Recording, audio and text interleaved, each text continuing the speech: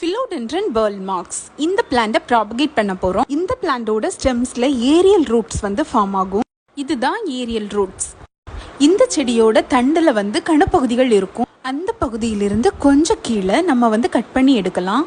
இதுல தான் கட் பண்ண போறேன். ஏரியல் ரூட்ஸ் பொதுவா மரத்தை பிடிச்சு இந்த செடி வளர உதவுது. நீளமா வெளியில வளரக்கூடிய இந்த கிளை வேர்களை வச்சுதான் மழை மற்றும் காற்றிலிருந்து ஈரப்பதம் மற்றும் சத்துக்களை உறிஞ்சி இந்த செடிகள் வளருது.